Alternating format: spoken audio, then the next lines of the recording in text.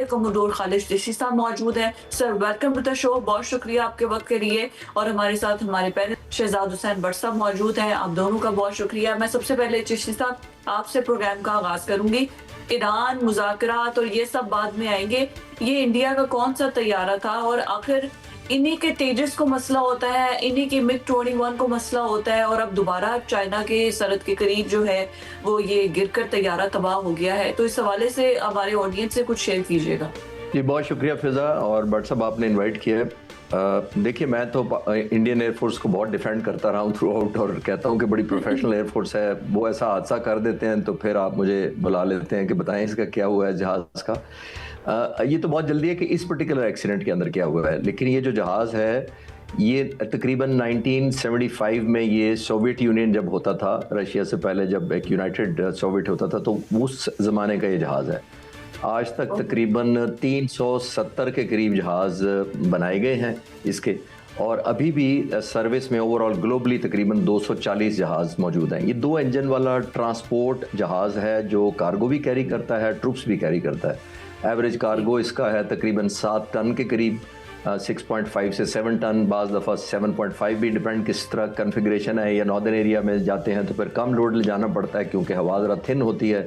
तकरीबन 40 से 50 ट्रूप्स भी ले जा सकता है, जो सोल्जर्स होते हैं उनको भी कैरी कर सकता है। हिंदुस्तान की तो ये बैकबोन रहा है, ऑलमोस्ट 80 से इंडिया इसको इस्तेमाल करता है। आप हैरान होंगे कि इनके पास 125 ये जहाज़ इन्होंने ऑर्डर किया था, और फिर over a period of time तकरीबन 80 से लेके अब तक पिछले तकरीबन 40 सालों में हिंदुस्तान ने 25 जहाज़ लूज़ किए हैं, यानी एक्सीडेंट्स मुख्तलिफ और क्रैशेज़ इनके जो हुए हैं, ये 25 लॉस हुए हैं। और अभी भी तकरीबन 100 के करीब इंडियन एयरफोर्स इन जहाज़ों को उड़ा रही है। इसके बावजूद कि ये बहुत पुराना जहाज़ है, ये अभी भी इंडियन एयरफोर्स की ट्रांसपोर्ट और कार्गो और एमिनेशन सप्लाई के लिए बड़ा कारगर है। और इसको कहा जाता है कि ये हॉट एंड हाई वेदर के लिए बहुत फिट है। हॉट एंड हाई का मतलब ये है कि एक्सट्रीम गर्म टेम्परेचर्स में भी, डेजर्ट एरिया में भी, और जो आप जिधर इशारा कर रही हैं चाइना के बॉर्डर के करीब और लद्दाख और जो आंचल प्रदेश इनकी जो नॉर्दर्न बेसेस हैं वहाँ के लिए भी बहुत इफेक्टिव ट्रांसपोर्ट जहाज़ है। लेकिन इसकी डिटेल अभी आएगी तो फिर मैं शेयर करूंगा कि क्या पॉसिबल रीजन हो सकती है। काबिल एहतराम खालिद भाई, बात भारत की चल गई है, आगे जाके ईरान और अमेरिका की बात करते हैं।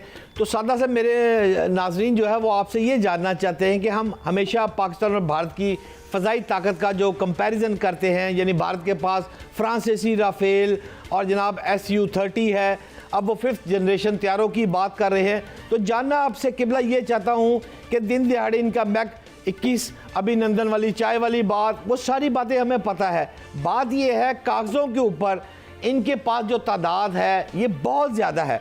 मैं आपसे ये जानना चाहता हूँ कि ये राज क्या है कि भारतीय एयरफोर्स इतनी बड़ी तादाद में है, लेकिन जब पाकिस्तान के सामने आती है तो इनका टेक्नोलॉजी जवाब दे जाता है। क्यों जवाब दे जाता है एयर कमोडोर साहब, मामला क्या है इनमें? देखिए भट्ट साहब, कई दफ़ा पहले भी बात हुई और ख़ास तौर पर जून, आपको याद है मई जून 2000 पिछला जो वाक़या हुआ था, उसके बाद तकरीबन हमें साल हो गया इस पर बात करते हुए। मैं ऑल्दो अभी भी कहता हूं कि प्रोफेशनल एयरफोर्स है, लेकिन ज़ाहिर है जब गलतियां कोई एयरफोर्स कोई भी करे तो उसकी पेनल्टी तो होती है और उसकी आपको सज़ा भुगतनी होती है, चाहे वो जंग के दौरान हो या अमन के दौरान हो। पीस टाइम में आपने जब तैयारी अच्छी करनी होती है तो वो जंग में फिर आपकी परफॉर्मेंस उस पर डिपेंडेंट होती है। जब मैं कैडेट भर्ती हुआ एयरफोर्स में तो हमारी एकेडमी में एक बड़ा सारा एक स्लोगन कह लें या एक कोटेशन लिखी हुई थी, मुझे आज भी याद है। उसमें लिखा हुआ था, the more you sweat in peace the less you bleed in war. तो जिसका मतलब है कि आप अमन में ज़्यादा पसीना बहाएंगे तो जंग में फिर खून कम बहाएंगे। तो ये मुझे उस वक्त का अंदाज़ा है कि, और हमें पाक फ़िज़ाइया को भी अंदाज़ा है, और हमें तमाम जितने हमारे क्रू होता है, चाहे वो पायलट्स हों, engineer, technician, air defence controllers, ground crew, civilian, तमाम को ये पता होता है कि हमने आउट नंबर्ड ही लड़ना है। इसीलिए हम कई दफ़ा पहले मैंने अर्ज़ किया कि हम अपनी स्किल से उसको कंपनसेट करते हैं, जो हमारा न्यूमेरिकल गैप है अल्हम्दुलिल्लाह हम ट्रेनिंग से करते हैं। और सबसे बड़ी बात, हमने किसी मुल्क के ख़िलाफ़ आजकल कोई ऑफेंसिव ऐसा नहीं किया, हेजमोनिक डिज़ाइन हमारा नहीं है, कोई रीजनल डोमिनेंस हम नहीं करना चाहते, तो हमने तो डिफेंड करना है। जब आप डिफेंड करते हैं तो इसका मतलब है हमें एग्जिस्टेशनल थ्रेट जब भी होगी, हमारे सर्वाइवल को कोई थ्रेट होगी, आने वाली नस्ल को कोई थ्रेट होगी, तो हम हिट बैक करेंगे। और हमारा वही एक जैसे मोटो है कि अगर आप जितनी तैयारी हम पीस टाइम में करते हैं, हिंदुस्तान का बहुत बड़ी एयरफोर्स है, उनके पास बड़े मॉडर्न जहाज़ भी हैं जिसका आप जिक्र कर रहे थे। अगर आप पेपर पे देखें तो उनके one of the best leading Rafale है, SU-30 है, मिराज 2000 है, MiG-29 है। तो ये तमाम जहाज़ बड़े पोटेंट है स्टैंड अलोन। लेकिन आपने स्टैंड लोन जहाज़ों को नहीं लड़वाना होता। इट्स लाइक फुटबॉल में अक्सर मिसाल देता हूं कि फुटबॉल में 11 खिलाड़ी दुनिया के नंबर 1 ले आए, लेकिन अगर आपके उनके अंदर इंटीग्रेशन नहीं होगी, उनके अंदर मल्टी डोमेन सिनेरियो में फाइट करने की काबिलियत नहीं होगी, तो फिर जाहिर है वो डिलीवर नहीं कर पाएंगे। तो जहाज लेना एक और चीज़ होती है, उनको इंटीग्रेट करना, जो अल्हम्दुलिल्लाह पाक फ़िज़ाइया ने ओवर 78 ईयर्स भी हमने देखा, और पर्टिकुलरली 4 सालों में हमारी जो इंटीग्रेशन 4.5 सालों में हुई है, वो अल्हम्दुलिल्लाह काबिल तारीफ़ है, और वही एक फ़र्क नुमाया है हमारा। चिश्ती साहब, यूजुअली ऐसा होता है कि हमने देखा है जैसे डॉग फाइट का एक कल्चर, मतलब नॉट कल्चर, मतलब यूजुअली एयरफोर्स के अंदर या फाइट में यही होता है जो फिजा के अंदर जहाज़ों की होती है। फिर जैमिंग वाला सिस्टम है, हाइपरसोनिक मिसाइल है, ये सब है। लेकिन आप इस चीज़ को मतलब हमसे ज़्यादा बेहतर समझेंगे कि ईरान की फ़िज़ाइया बहुत पुरानी है, उनके पास लेटेस्ट SU-30 या F-35 या J-50, मतलब ऐसा कोई जहाज़ मौजूद नहीं है, बट स्टिल वो रेजिस्ट करके बैठे हैं। अमेरिका और इसराइल इन दोनों को मतलब पीछे हटने पर मजबूर कर दिया है। तो ये जो मगरबी मीडिया में इसको देख रही थी, उन्होंने कहा कि अब एयरफोर्स और लड़ाई के तौर तरीके बहुत बदल चुके हैं। तो क्या अगर नेक्स्ट पाकिस्तान और इंडिया की दोबारा इस किस्म की कोई लड़ाई या कोई ऐसा होता है, तो आपको लगता है कि जैसे हमने पहले इनके राफेल गिरा दिए थे, अब राफेल वाली लड़ाई नहीं होगी, अब हमारी भी ड्रोन्स और मिसाइल्स वाली ही लड़ाई होगी? फिजा ड्रोन्स की तो लड़ाई अभी भी हुई है। देखिए मैं जो राफेल है वो तो एक सिंबल है, आपकी माइट है, हिंदुस्तान का बहुत बड़ी एयरफोर्स है, उनका आनात ही, और ऑब्वियसली उनकी बजिस्टिक का जहाज है, इसमें तो अभी भी कोई शक नहीं। मैंने तो कभी भी उसको जहाज को बुरा नहीं कहा, वन ऑफ द टॉप दुनिया के इस वक्त जहाज़ों में राफेल अभी भी है। लेकिन जब आप इंटीग्रेट नहीं करेंगे तो फिर आप गलतियां करेंगे, और जब आप गलतियां करेंगे तो आप गलतियां पीस टाइम में करते हैं। आपको याद होगा, मैं कई दफ़ा आपके चैनल पे भी कह चुका हूं कि अनिल चौहान साहब जो अभी रिटायर हुए हैं रिसेंटली में CDS, उन्होंने सिंगापुर में एक इंटरव्यू में कहा कि हमने 6 तारीख को गलतियां की, 6-7 दरमियानी रात, फिर हमने ग्राउंड किया, फिर अपने टैक्टिक्स इंप्रूव किए, और फिर कम बैक किया। आप जंग में कैसे कम बैक कर सकते हैं? मैं आज तक इंडियन एयरफोर्स से पूछता हूं, मुझे जवाब किसी ने नहीं दिया कि जंग में कैसे आप ट्रेनिंग ठीक करते हैं, अपनी गलतियां दूर करते हैं।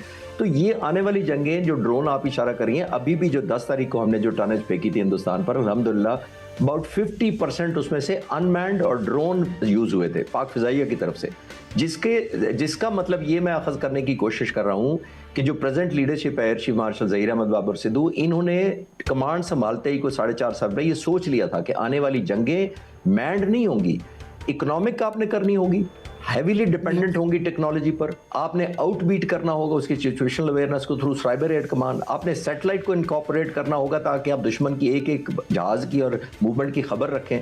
तो ये वो डॉग फाइट जो MM आलम साहब के ज़माने में या किसी और के ज़माने में होती थी, वो उस वक्त रेलिवेंट थी। अभी आपने जितनी ज़्यादा अपने पास ओरिएंटेशन रखेंगे और जितनी ज़्यादा दुश्मन को डिसओरिएंटेट करेंगे, लैक ऑफ कॉन्फिडेंस करा देंगे उसके वेपन सिस्टम में, उतनी ही फेवर आपकी तरफ चली जाएगी।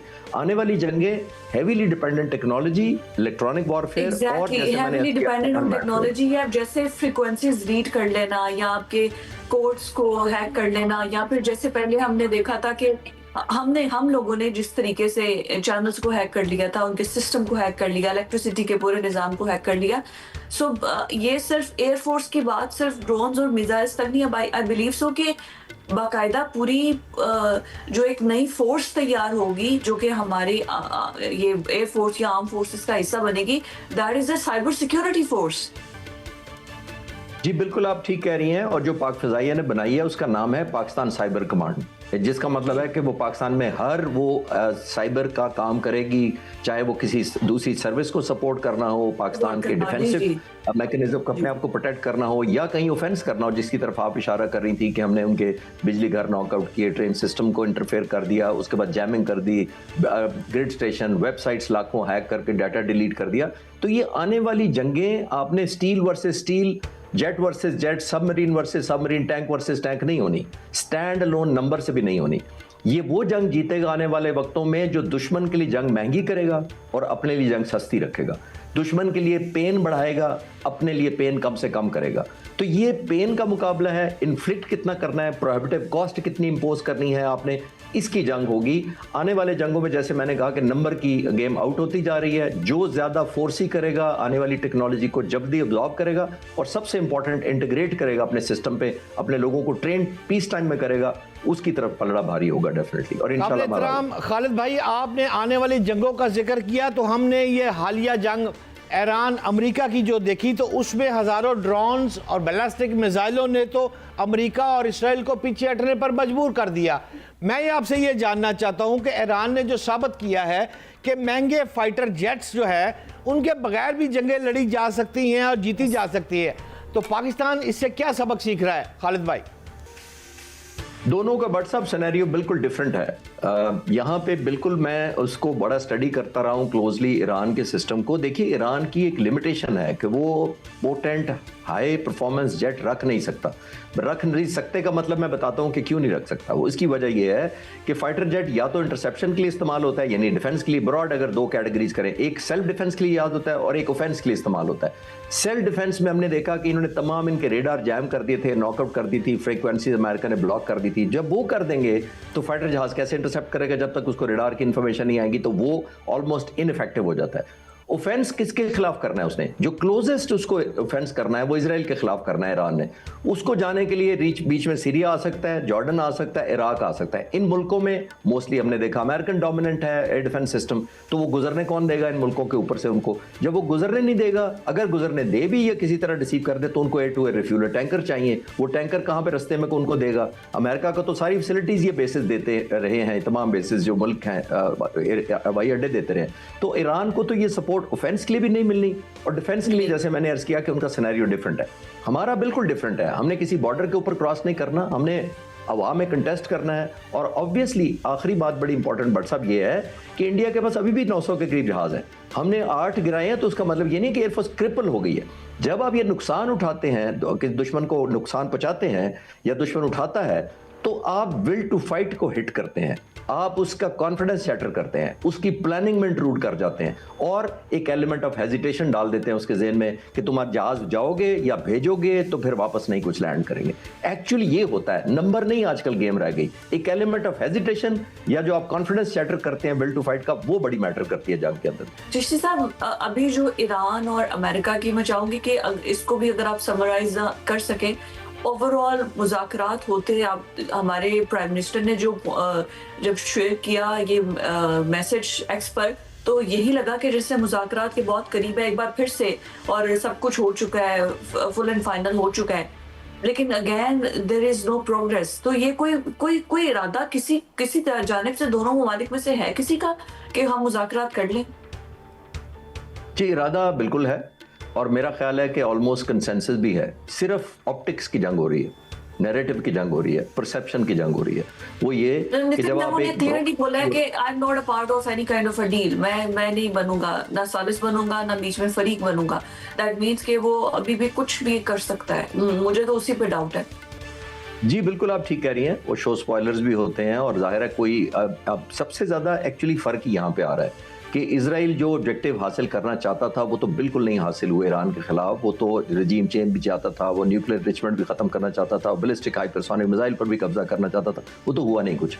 तो जब नहीं हुआ, प्रेसिडेंट ट्रंप को ग्राउंड रियलिटी का पता लग चुका है। उनको आई एम श्योर 18 इंटेलिजेंस एजेंसियां रिपोर्ट करती हैं, वो बताती होंगी कि आपकी कैपेसिटी जरूर है लेकिन टेक होम फिर भी कुछ नहीं होगा। खुदा न खासा 40 दिन और भी जंग कर लेंगे तो आपको इसी तरह इसी स्कोर पे मुज़ाकरात करने पड़ेंगे।